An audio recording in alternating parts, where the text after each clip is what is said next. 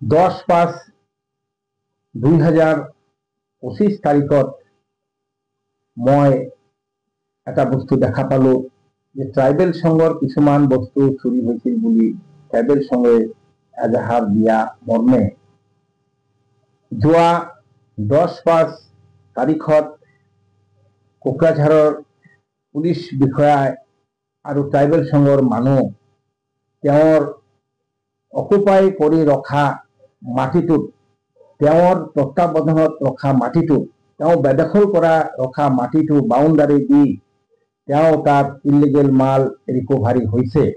পুলিচে সেই মাল সিজ কৰি লৈ যোৱাৰ সময়ত আমি দেখিলো চন্দনপালৰ ঘৰৰ পৰা চুৰি সামগ্ৰী পুলিচে উদ্ধাৰ কৰিছে। সেইটো ভাল কথা।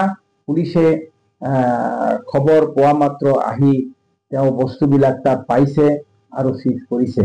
কিন্তু অলপ সময়ৰ পিছতে সঞ্জন পাল মিডিয়াৰ যুগত কিছুমান যুক্তিহীন ভিত্তিহীন কথা কৈছে যে কোনোবা এদিন মোৰ ঘৰত ৰাতিপুৱা 4টাত সন্তোষ তৰফদাৰৰ নামৰ মানুহজন আমাৰ ঘৰত আহি আমাক মাৰপিট কৰিছে। এইটো ভিত্তিহীন যুক্তিহীন। কেনেকৈ এইটো সম্ভৱ? মিছা বাতৰি মিছা কথা এটা কৈ তেওঁৰ চুৰি সামগ্ৰী আৰু চুৰি কৰা বস্তু যে তেওঁৰ ঘৰৰ পৰা উদ্ধাৰ হৈছে সেই কথাটো ডাইভাৰ্ট কৰিবৰ কাৰণে এনেকা যুক্তিহীন কথা তেওঁ মন্তব্য কৰিছে। আৰু এষাৰ কথা মই ক'ব বিচাৰিছো, তেওঁৰ বিভিন্ন জাগাৰ পৰা এফআৰ হৈছে মাৰপিট কৰাৰ ইতিমধ্যে। যেনেকা গৰুফালাত আজি 4-5 মাহ মান আগতেও এটা পৰিয়ালত তেওঁৰ দোকানৰ কিবা টকা পইচা লেনদেন লৈ এই তেওঁৰ ঘৰত ৰাতি 11টা-12টা মানত গৈ তেওঁ পৰিয়ালৰ মানুহক মাৰপিট কৰিছিল। সেইটো গোসাইগাঁও নেকি কচুগাঁও থানাত এটা গোচৰো হৈছিল। আনকি এই ৰিচেণ্টলি এই তেওঁ যেটো অকুপাইড কৰি মাটিটো ৰাখিছে তাতো এটা মাৰপিট হৈছে আৰু লগে লগে পুলিচ বিষয়াসকল আহি দোষীসকলক কৰায়ত্ব কৰিছিলে আৰু কিছুমান পলাইছিলে। তেওঁলোকেও আইনগতভাৱে কিছুমান বেল ঠেল লৈ মুক্ত হৈছে। এতিয়াও তেওঁলোকৰ বিৰুদ্ধে কেছ চলি আছে মই জনামতে। আনকি এই ৰঞ্জন পাল ল্যান্ড মাফিয়া, এইটো সঁচা কথা। তেওঁ মাটি লৈ দীৰ্ঘদিন ধৰি মানুহৰ লগত অন্যায়ভাৱে মানুহৰ মাটি বেদখল কৰা, মানুহক অত্যাচাৰ কৰা, মানুহক মাৰপিট কৰা, এইটো তেওঁ এটা অভ্যাসত পৰিণত হৈছে। মই এষাৰ কথা ক'ব বিচাৰিছো, তেওঁ আৰু এটা কথা কৈছে যে তেওঁৰ 35 বিঘা মাটি তেওঁৰ 35 বিঘা মাটি চন্দন পালৰ যে হয় এইটো নহয়, তেওঁৰ কমপ্লিট পৰিয়ালৰ মাটি এইটো মই জানো। আৰু 1965ত এইটো মাটি তেওঁলোকৰ এটা দলিল কৰিছে। কিন্তু মই জনামতে মই যিখিনি চালো তেওঁ এই মাটি লৈ 2009 চনত যেটো কেছ কৰিছিলে চন্দন পাল, চন্দন পাল, ৰঞ্জন পাল, কুসুমৰাণী পাল, এই কেছ কৰাৰ পিছত তেওঁলোকে এই যেটো দলিল দেখুৱাইছিলে দলিলটো হ'ল 1965। কিন্তু নজিশেখৰ পৰা যেটো মাটি লৈছিল, নজিশেখৰ মৃত্যু হৈছিল 1963। কেনেকৈ তেওঁ 2-3 বছৰ পিছত এই দলিলটো কৰিলে? মৰা মানুহকে কেতিয়াও দলিল কৰিব পাৰে নেকি? আগৰ পৰাই জগদীশ চন্দ্ৰ পালৰ পৰা আজিলৈকে তেওঁলোকৰ ল'ৰা আৰু যিবিলাক আছে তেওঁলোকেও এই মাটিৰ ঘোটালা চলি আছে আৰু বেদখল দি আছে। আৰু কিছুমান মাটি বিক্ৰীও কৰিছে আৰু বিক্ৰী কৰা কিনা মানুহবিলাকেও মাটি বিক্ৰী কৰিছে। এই মাটিবিলাকো তেওঁ বেদখল কৰি আছে। তেওঁৰ ধনবল আৰু কিছুমান মানুহৰ দ্বাৰা তেওঁলোকে মানুহক ভয় দেখাই মাটিবিলাক বেদখল কৰিবলৈ চেষ্টা কৰি আছে। তেওঁ ল্যান্ড মাফিয়া হয়। তেওঁ ইয়াত গুণ্ডাগিৰি কৰি আছে আৰু তেওঁৰ ঘৰৰ পৰা যেটো চুৰি সামগ্ৰী উদ্ধাৰ হৈছে এইটো স্পষ্ট। আৰু এটা কথা, যেটো আপোনালোকে বিল্ডিং দেখিছে সেই বিল্ডিংটো ওয়াটাৰ ৰিসোৰ্সৰ হয়। এইটো এসি বাংলো আছিলে। এই বাংলোটো মই 30-35 বছৰ দেখিছো, তাত ওয়াটাৰ ৰিসোৰ্সৰ বাংলো আছে। এই মাটিটো যেতিয়া কোকৰাঝাৰত ফ্লাড হৈছিলে তেতিয়া ওয়াটাৰ ৰিসোৰ্সৰ পৰা গভৰ্নমেন্টে একোয়াৰ্ড কৰি খাস কৰি পেলাই এই মাটিৰ মূল্য দি মাটিৰ পাট্টাদাৰৰ পৰা মাটিবিলাক লৈছিলে আৰু সেই মৰ্মে ওয়াটাৰ ৰিসোৰ্সৰ পৰা ইএনডি, আগতে ইএনডি আছিল, ইএনডি বান্ধটো বনাই আৰু বান্ধৰ কাপতেই এসি বিল্ডিং আৰু লগতে স্টাফ কোৱাৰ্টাৰৰ ইয়াত থকা বুলি আমাৰ দেখা পাইছো। কিন্তু এই মাটিটো চন্দন পালৰ কেতিয়াও দাবী কৰা নাই আৰু দাবী কৰিছে যদি ভুল, আৰু এই দাবী কৰাটো তেওঁৰ সম্পূৰ্ণৰূপে বেআইনী।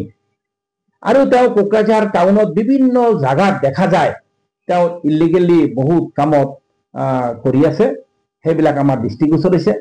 তেওঁৰ গাড়ীবিলাকো কাৰণে আমি বজাৰত সোমাব নোৱাৰো, গাড়ীবিলাক যধে মধে ৰাখি দিয়ে। আমাৰ ইয়াতো এখন মাটি এটা প্লট তেওঁ অকুপাই কৰি ৰাখিছে, তাতেও গাড়ী ঠাড়ি ৰাখি জাম কৰে, ৰাইজৰ চলা ফিৰা কৰা অসুবিধা হয়। তো মই দেখিছো চন্দন ফালে বিভিন্ন জাগাত আৰু বিভিন্ন মানুহৰ লগত তেওঁ যে মাটি আৰু লৈ বেআইনী কৰি আছে, এইটো স্পষ্ট। আমগুৰিত এখন ৰাম মন্দিৰ, এইটো এটা বহু দিনৰ পৰা মই দেখিছো, মই সৰুৰ পৰা এই ৰাম মন্দিৰটো পাইছো আৰু আমি দেখিছো এই ৰাম মন্দিৰত মাটিটো ফৰেষ্ট ল্যান্ড আছিলে, কিন্তু আদিবাসীসকলে তাতে আছিলে। যেতিয়া আদিবাসী বড় মানুহক এলটমেন্ট দিবলৈ ওলাইছে চৰকাৰে, সেই মৰ্মে আদিবাসীসকলে এলটমেন্ট পাব লাগে, কিন্তু ৰাম মন্দিৰৰ নামত 1 বিঘা মাটি তেওঁলোকে দিছিলে আদিবাসীসকলে, কিন্তু তাতেও সি গৈ 4 বিঘা মান মাটি, অনুমান 4 বিঘা মান মাটি তেওঁ ৰাম মন্দিৰৰ নামত এলটমেন্ট কৰিছিলে। আৰু তেওঁৰ এইটো মূল উদ্দেশ্য আছিল তেওঁ এই মাটিটো ব্যৱহাৰ কৰিব বুলি এই আদিবাসী ভাইসকলক ঠগুৱাই এইটো এলটমেন্ট লৈছিল বুলি মই জানো। এইটো স্পষ্ট, এইটো লৈ আদিবাসীসকলে বিভিন্ন জাগাত আপত্তি জনাইছে, আৰু এনেকা অসামাজিক কামটো আমি প্ৰশ্ৰয় নিদিওঁ, ভাল নাপাওঁ। তেওঁ বিক্ৰী মাটিও তেওঁৰ নিজৰ বুলি দাবী কৰে আৰু কোৰ্ট কেছ কৰিবলৈ বাধ্য হয়। মই নিজেও তেওঁৰ পৰা মাটি লৈছিলো আৰু মই বাধ্য হৈছো, যেতিয়া মোৰ মাটিটো বেদখল কৰিছিলে মই কোৰ্ট কেছ কৰিবলৈ তেওঁৰ এগেইনষ্টত বাধ্য হৈছো। আৰু এনেকা বিভিন্ন তেওঁৰ এগেইনষ্টত কোকৰাঝাৰ থানাত অনুমান 15-20টা মান কেছ আছে বুলি আমি জানো, কাৰণ তেওঁৰ মাটি লৈ মাৰপিট কৰা এইবিলাক কেছ হৈ আছে, তেওঁ কোনো ভুৰুক্ষেপে নাই। আৰু প্ৰশাসনে যেনেকৈ অতি সোনকালে তেওঁৰ ঘৰৰ পৰা চুৰি সামগ্ৰী উদ্ধাৰ কৰিছে, মই আশা ৰাখো যে প্ৰশাসনে ইয়াৰ উচিত আৰু উপযুক্ত ব্যৱস্থা ল'ব বুলি মই আশা কৰো। আৰু এই মালটো এই চুৰি বস্তুবিলাক ট্ৰাইবেল সংঘৰ এধাৰ মৰ্মে ইয়াৰ পৰা উদ্ধাৰ হৈছে। তাতে স্পষ্ট যে কোকৰাঝাৰৰ পুলিচ বিষয়াসকলে অতি সোনকালে এই মালটো উদ্ধাৰ কৰিবলৈ সক্ষম হৈছে। সেইকাৰণে আমি পুলিচ বিষয়াসকলেও আমি ধন্যবাদ জনাইছো। আৰু এই মানুহজনক প্ৰশ্ৰয় দিব নালাগে। এই মানুহজন দীৰ্ঘদিন যাবত বিভিন্ন অসামাজিক বিভিন্ন মাটি চক্ৰান্ত কৰি লোৱা, মানুহক হেৰেছমেণ্ট কৰা দীৰ্ঘদিন যাবত চলাই আছে, এইটো ঠিক নহয়। আৰু ইতিমধ্যে আৰু এখন কথা কৈছে যে এই মাটিটো, মই জানো এই মাটিটো চৰকাৰী মাটি হয় আৰু মাটিটো ৱাটাৰ ৰিচোৰ্চৰ হয়। ইয়াৰ আগতে প্ৰায় 30-35 বছৰ আৰ্মি আছিলে, তেওঁ কৈছে যে এই মাটিটো ৰিকুইজিশ্যন দিছে, এইবিলাক মিছা কথা। কাৰণ এইটো মাটিৰ লগত আমাৰো কিছুমান মাটি আমি তাৰ পৰা কিনিছিলো, আৰু সেই তাতে স্পষ্ট হৈ গ'ল যে এই যে ৱাটাৰ ৰিচোৰ্চৰ মাটি, চৰকাৰী মাটি, ইতিমধ্যে কোকৰাঝাৰ চাৰ্কেল, লাটমণ্ডল, কানন্দ তেওঁলোকে মাটিটো তদন্ত কৰিছে। আৰু কোকৰাঝাৰৰ জিলা প্ৰশাসনৰ পৰা এজন এডিচিও আছিলে, তেখেতে এই মাটিটোত আহি চৰকাৰী মাটি বুলি প্ৰমাণ হোৱাৰ পিছত চৰকাৰীভাৱে ৱাটাৰ ৰিচোৰ্চক মাটিটো বুজাই দিছিলে, কিন্তু কোনো কাৰণত চৰকাৰৰ মাটিৰ এলটমেন্ট দিয়াৰ প্ৰয়োজন হোৱাত এই মাটিটো ট্ৰাইবেল সংঘক দিছে, আৰু ট্ৰাইবেল সংঘই এই মাটিটো লিগেলি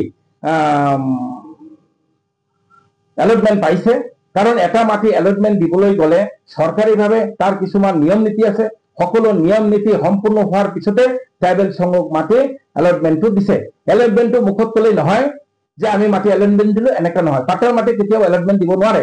চৰকাৰে ভালদৰে ছানবিন কৰাৰ পিছত যেতিয়া দেখিছে চৰকাৰী ৰেকৰ্ডত খাস মাটি আছে, চৰকাৰী মাটি হয়, সেই কাৰণে চৰকাৰে দেখিছে যে আমি ট্ৰাইবেল সংঘই যেতিয়া মাটি বিচাৰি আছে, আমি ট্ৰাইবেল সংঘক মাটিটো চৰকাৰে মাটিটো দিলে। সেইটো চৰকাৰে কোনো ভুল কৰা নাই, এইটো কোনো ইলিগেল বিল্ডিং নহয়। মই জনামতে এই বিল্ডিং আৰু এই মাটিৰ এলটমেন্ট সম্পূৰ্ণ চৰকাৰী ৰূপে ইয়াত স্থাপন হৈ আছে। চন্দন পালে যিবিলাক কিছুমান কথা ইপিন সিপিন কৰি আছে, তাৰ উদ্দেশ্য হ'ল যে তেওঁৰ ঘৰৰ পৰা যিটো চুৰি সামগ্ৰী উদ্ধাৰ হৈছে, সেই কেছটো ডাইভাৰ্ট কৰিবলৈ এনেকুৱা ধৰণৰ মন্তব্য কৰিছে। সেইকাৰণে মই প্ৰশাসনক পুনৰ ধন্যবাদ জ্ঞাপন কৰিছো যে চোৰৰ মাল অতি সোনকালে ইয়াৰ পৰা উদ্ধাৰ কৰিছে আৰু তেওঁৰ বিৰুদ্ধে বিহিত ব্যৱস্থা ল'ব বুলি আমি ভাবো। আৰু এই মানুহজনক প্ৰশ্ৰয় দিব নালাগে বুলি আমি হেৰি কৰোঁ। ট্ৰাইবেল সংঘৰ লগত মিলি তেখেতক অত্যাচাৰ কৰা বুলি চাওক, ট্ৰাইবেল সংঘ আমাৰ ইয়াৰে মানুহ হয়, প্ৰত্যেকৰ লগতে মোৰ চিনা জিনা আছে। যেনেকা প্ৰত্যেকটা সাংবাদিক বন্ধু ভাইসকলৰ লগত মোৰ এটা সুসম্পৰ্ক, কোকৰাঝাৰৰ প্ৰত্যেক নাগৰিকৰ লগত মোৰ এটা সুসম্পৰ্ক, সেই হিচাপত মোৰ লগত চিনা জনা কথা বতৰা হৈ থাকে। কিন্তু মই ট্ৰাইবেল সংঘৰ মানুহ নহয় আৰু ট্ৰাইবেল সংঘৰ লগত মই জড়িত নহয়। আৰু ট্ৰাইবেল মানুহৰ লগত, সকলো ট্ৰাইবেল মানুহৰ লগত যদি আমি এটা কথা পাতো, সেইকাৰণে যদি মোক ট্ৰাইবেল সংঘৰ মানুহ বুলি কৈছে বা ট্ৰাইবেল সংঘৰ লগত জড়িত থকা বুলি কৈছে, সেইটো সঞ্জন পালৰ ভুল ধাৰণা আৰু ভুল চিন্তা। এনেকুৱা ভুল মন্তব্য যাতে ৰাইজৰ মাজত নকৰে, তাকো মই সকিয়ানি দিছো যে এজন মানুহ এটা দল সংগঠন হবলৈ গলেই যে তেওঁক সেই সংগঠনৰ মানুহ বুলি কয়, এইটো তাৰ ভুল ধাৰণা, ভুল চিন্তা। আমি ভাৰতীয় জনতা পাৰ্টিৰ হওঁ, আমি ভাৰতীয় জনতা পাৰ্টিত আছো।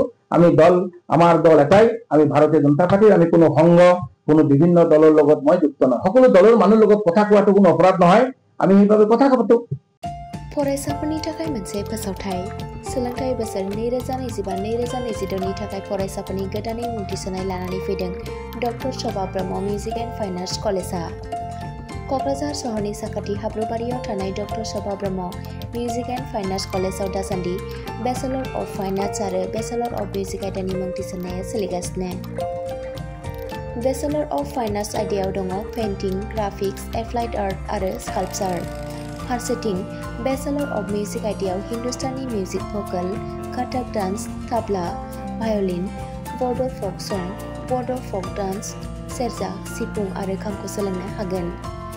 बिटिआरनि गंसेल' मिउजिक एन्ड फाइन आर्ट्स कलेजआव गोसो गोनां फरायसाफोरा मुं थिसनोब्ला अनलाइननि गेजेरजों थिसननो हागोन।